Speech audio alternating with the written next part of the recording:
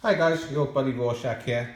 I want to take you into the mysteries of the unknown. This is a book from 1979, my favourite book as a youngster.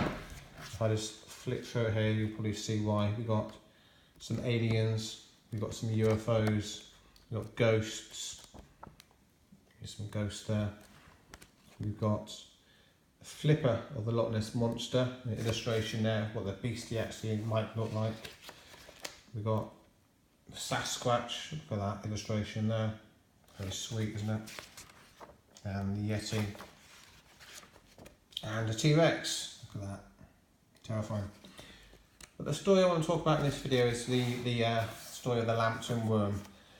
This is an English hero fighting a creature in a lake in a town called Lambton, which is a town in northeast of England, near Sunderland, a city that I know quite a lot about because I spent 4 years at university there.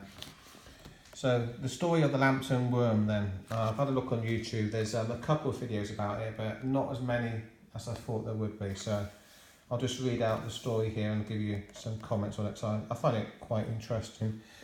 It's a simple story, but it's heavily laden with metaphor and allegory and life lessons. Right. One Sunday, when he should have been in church, young John Lambton, the heir to Lambton Castle, was fishing in the River Wear. He caught a hideous worm, hauled it onto land and threw it into a well to get rid of it. This guy then, disrespectful to his local community and the Lord, in not going to church, rather and having a bit of hedonistic, lazy fun, doing some fishing, sort of selfish as well. And when he does actually catch something which might be a problem to the local village, some strange looking worm, it's not just a worm, it's a hideous worm, he actually throws it into the well. And obviously the well is where the village will be getting their drinking water, so it's very irresponsible of this young man. But the worm grew enormous. Oh, hang on again, I missed a bit, didn't I? He forgot about the worm and soon after went abroad for 7 years. He actually went on a crusade, so he went to Palestine to deal with the Islamic threat of his time. This young man wouldn't have to move so far nowadays, would he? He'd just have to basically open his door and the threat is on his doorstep thanks to the traitorous politicians that we have in the UK today. Anyway. The worm grew enormous and crept out of the well. Of course, the worm is a problem. It's a metaphor for a problem, and not dealing with a problem immediately, it doesn't go away. It just gets bigger and bigger and bigger. So the worm is getting bigger. Grew enormous. It lay coiled around rock in the middle of the river. At night, it crawled up on land and terrorised the countryside, killing people and livestock. Many attempts were made to kill the worm, but whenever it was chopped to pieces, the pieces grew back together again. So this is a metaphor about how to deal with problems. You need to get to the root of the problem. If you don't deal with the real issues, then the problem will just keep coming back over and over again. Right, where was I? So when Lambton returned from his crusade and learned what had happened, he was determined to destroy the monster, obviously because he would know that this monster is only there because of him. He needs to make up for the rash irresponsibility of his youth. So he's determined to destroy the monster. He went to consult a witch who told him to stud his armour with razor-sharp spikes and to fight the monster in his dream. So he's smart enough to realise that people have tried to kill this monster before, but nothing appears to be working. So he's gone to meet the wise woman of his village. He respects his elders. The worm appeared and Lambton attacked it with his sword. When the monster coiled itself around him, the razor-studded armour cut it to shreds. The pieces of the worm fell into the river and were swept away before they could join up again.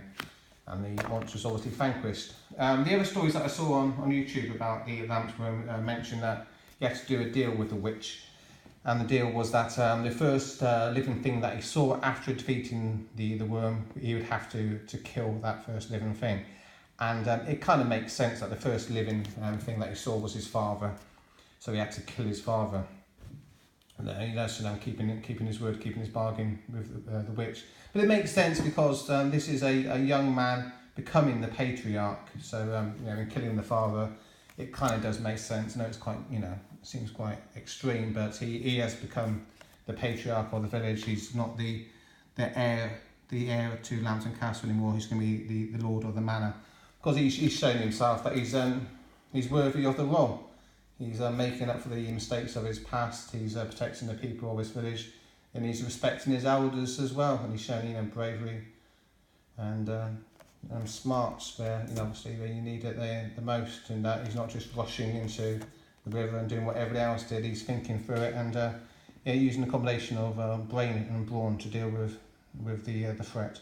So it's just a story of a young boy becoming a man and making amends for the mistakes of his youth, isn't it? Really, it's a bit like I don't know. Let me think of the Star Wars story.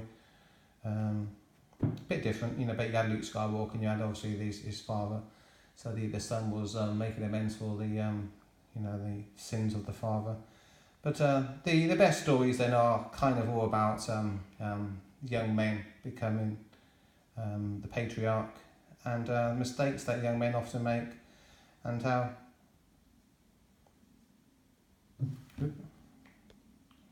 low battery. Yeah, and how young men basically need to prove themselves to take that final leap into manhood.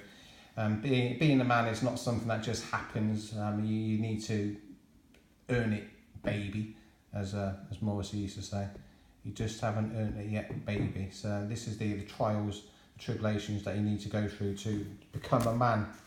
Something that we obviously has been taken away from men today, with the result being the soy boy epidemic that we see in comic books right now, with the fans and the writers and the feminisation of men as a whole. But that's a different story. I'll talk about it in another video. I'll end this video here. Thanks for checking me out. Please like and subscribe if you'd be so kind. And what do you make of the story of the Lambton worm? Looking forward to hearing your comments. So cheers, take care everyone. Be back as always later.